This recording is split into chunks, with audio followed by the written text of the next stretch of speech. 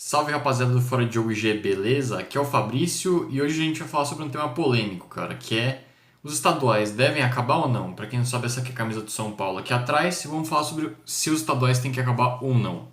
Pra mim a resposta é não, os estaduais não têm que acabar, eles têm que ser remodelados, pelo menos pra mim. Vou dar 4 razões para que os estaduais não acabem, né? A primeira delas é o seguinte: alguns times pequenos só jogam os estaduais no ano inteiro, né? O exemplo, por exemplo, de São Paulo, né? A Inter de Limeira ganhou do Corinthians hoje por 1-0, né? Ela só vai jogar o Campeonato Paulista o ano inteiro. Ela monta um time para 4, 5 meses e depois não joga mais, né? Ou seja, você vai acabar com o estadual e acabar com o calendário de um time também. E aí a Inter de Limeira aqui em São Paulo e vários outros times no país inteiro, né? Se você acaba com o estadual, você mingua o calendário de vários times, né? Você mingua o planejamento de vários times. E, por exemplo, uma cidade pequena, quando um time grande vem jogar, ela para. Por exemplo, eu lembro de jogos do São Paulo lá em São Caetano, que a cidade meio que parava para ver o jogo. Seja o São Paulo, o Corinthians, o Palmeiras ou o Santos. Tinha cartazes na cidade anunciando o jogo. Então, a cidade pequena, quando um time grande vai jogar lá, se mobiliza, né? E só o estadual pode trazer isso, né?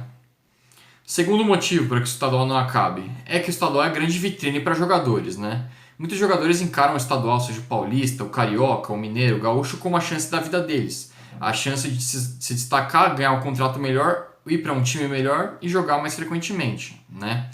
Exemplo disso, ano passado, foi o Gabriel Martinelli, que era o atacante do Ituano e tal, que se destacou muito no Campeonato Paulista e já foi vendido para o Arsenal e hoje já está brilhando nos campos europeus, nos campos da Premier League. Inclusive fez um golaço recentemente contra o Chelsea, né?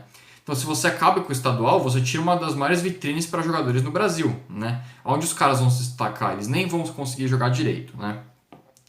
O terceiro, que talvez seja um motivo menos importante, entre aspas, é a importância histórica que o estadual tem, né? Por exemplo, quem torce para o Corinthians? O título, alguns consideram que o título mais importante da história do Corinthians é o Paulista de 77, justamente por sair de uma fila histórica de 23 anos sem ganhar nada. O torcedor do São Paulo sempre vai lembrar dos 3 gols do Raí na final de 98 contra o Corinthians. Foi no Campeonato Paulista, nos momentos históricos da rica história de São Paulo. O torcedor do Santos vai lembrar de 2010 a 2012, o tricampeonato paulista, aquele time com o Neymar, o Ganso e tal, aquele time encantava o Brasil e foi tricampeão paulista, né? O torcedor do Palmeiras vai sempre lembrar em 93 dos 4-0 na final contra o Corinthians, dia 12 de junho de 93, que para muito palmeirense representam algo muito importante, é a saída da fila, né? Finalmente ganhar um título por 4-0 em cima do maior rival, né? Pro flamenguista, aquele gol do Pet de falta nos acréscimos contra o Vasco em 2001. Aquilo é um momento marcante e foi quando? No estadual. Pro torcedor do Fluminense, o gol de barriga do Renato Gaúcho, enfim. Tem vários outros momentos históricos, né? E elencado a isso, você tem principalmente as rivalidades, né? Os estaduais ajudaram numa época, nos anos 70, os anos 80, os estaduais eram a competição mais importante do ano, mais importante que o campeonato nacional. Até porque a nossa malha aérea e ferroviária não era tão desenvolvida nessa época, né? E o que você tinha para disputar eram os campeonatos regionais. O Campeonato Brasileiro não era tão forte nos anos 70 e 80. O estadual era o foco. Até 93, 95, mais ou menos. O estadual era o suprassumo da temporada, né? E os times se preparavam para isso. E várias rivalidades foram criadas, né? Rivalidades dentro do estado. São Paulo e Corinthians, Palmeiras e Corinthians, Flamengo e Vasco, Flamengo e Fluminense, enfim, várias, né? Inclusive, em 2020, um exemplo mais concreto, né? O Atlético e o Cruzeiro só vão jogar no Campeonato Mineiro, porque o Cruzeiro foi rebaixado e esse ano joga a Série B, e o Atlético continua na Série A. Então, eles só vão se enfrentar no Campeonato Mineiro. E se não existisse o Campeonato Mineiro, eles iam se enfrentar quando? Talvez numa Copa do Brasil? Enfim, se não tivesse o Campeonato Estadual, dificilmente o Atlético e o Cruzeiro iam jogar esse ano, para vocês terem uma ideia, né? Mas o que eu falei no começo, né? Os estaduais têm que ser remodelados. Hoje, o calendário brasileiro ele é muito inchado, né? Os estaduais ocupam uma parte até que grande da temporada. Os estaduais vão até o fim de abril ou começo de maio, né? Já começando em janeiro, no finzinho de janeiro você já tem estadual. Já tem Campeonato Carioca, Paulista, Mineiro, Gaúcho, né?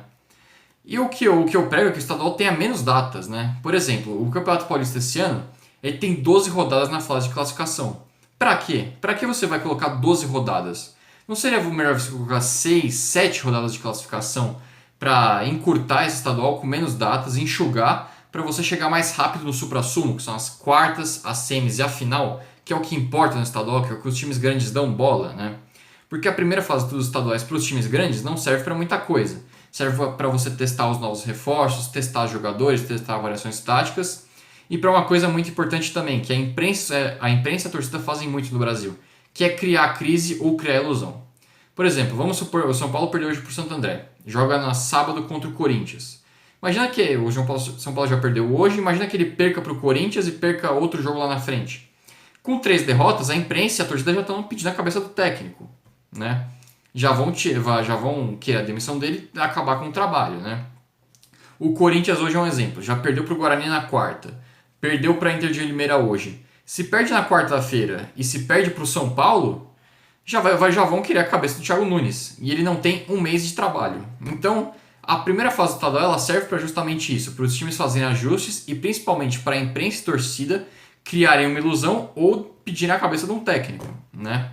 Você teve a imprensa falando que depois, quando o Corinthians ganhou por 4-1 do Botafogo de Ribeirão Preto, na primeira rodada, a imprensa já falando que o Thiago Nunes era o melhor treinador do Brasil.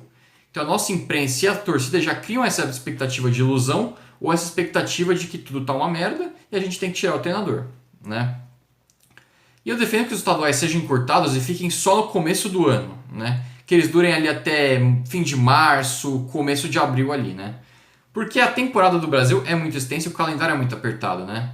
Você vai ter no fim do ano ali Libertadores, Sul-Americana, Copa do Brasil e a reta final do Brasileiro. É muita competição para encaixar e não tem data. Nosso calendário é apertado. Você não vai arranjar data para colocar as finais dos estaduais, né? O mais fácil é enxugar eles e colocar ali no começo do ano, né? Fora que, por exemplo, para o Atlético Paranaense a importância estadual é zero, né? Tanto que o Atlético coloca há muito tempo o time sub-23 para ir testando os garotos, tendo uma filtragem de quais vão subir para o time de cima, enquanto o time de cima se prepara para as competições mais importantes, como Libertadores, Copa do Brasil e Brasileiro, né? O estadual perdeu a importância dele e parece que as federações não entenderam isso para ter um calendário tão inchado. O estadual tem que ser diminuído, porque ele perdeu a importância histórica. Nos anos 80, 70 ele era muito importante. Hoje ele está reduzido a um segundo ou até um terceiro plano, né? Falar de um pouco de regulamento, né? Como o Paulista, por exemplo. Vou falar Paulista porque é o que eu acompanho mais. A mídia de São Paulo cobre mais o Campeonato Paulista, obviamente, né? Como ele é hoje, são 16 times, são 4 grupos com 4 times, né? E na primeira fase você joga 12 jogos, né? Aí, como eu falei no começo do vídeo, pra que jogar 12 jogos numa fase de classificação, né?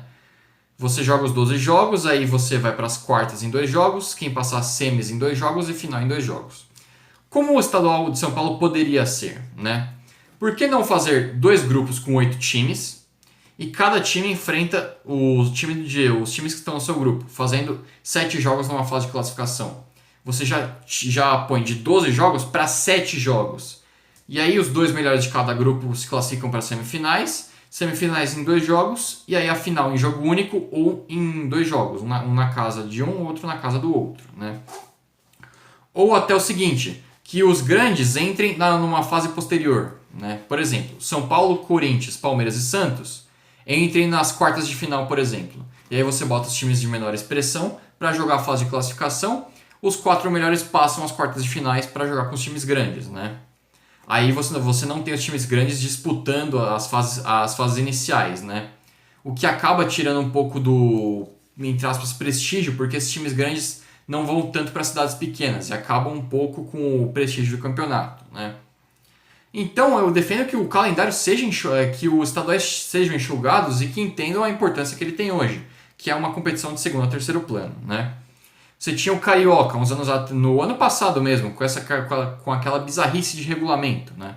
Você tinha o campeão da Taça Rio, o campeão da Taça Guanabara, que da Taça Rio foi o Fluminense e da Taça Guanabara foi o Flamengo, ou o contrário, um negócio assim.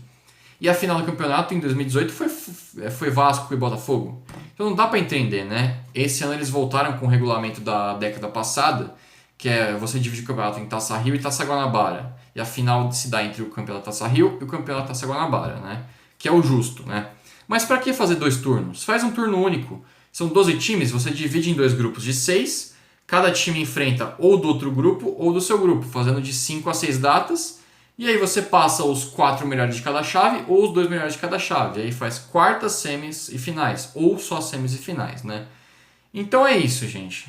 E aí o que eu defendo? Né? Para que os estaduais sejam enxugados, muitos times teriam teoricamente suas atividades reduzidas, né? O que eu defendo? Você já tem uma Série A com 20 times, uma Série B com 20 times, uma Série C com 20 times, uma Série D com número variável, começa com 138, mas no final são só 64, se não me engano. Então o que eu defendo? Que se criem mais divisões, como a Série E, uma Série F, divisões mais regionais, para que os clubes não encerrem suas atividades em maio, por exemplo, que é deixando muita gente desempregada, né? Então, por que não copiar o modelo inglês, né? Para mim, a gente tem que copiar da Europa o que dá certo. E lá o modelo da Inglaterra dá certo. Você tem até 8 divisões nacionais. Por que no Brasil a gente não pode ter 6 divisões nacionais? Para justamente você ter mais times jogando coisas, competições, você ter jogadores na vitrine, enfim. Os estaduais não podem acabar, mas têm que ser reduzidos à importância que eles têm hoje para os times grandes. Então é isso, gente. Dê um like, se inscreva aí no canal, ative as notificações, porque assim que eu lançar um vídeo novo, vocês vão ser os primeiros a saber e os primeiros a assistir também. Então é isso, um abraço, é nóis!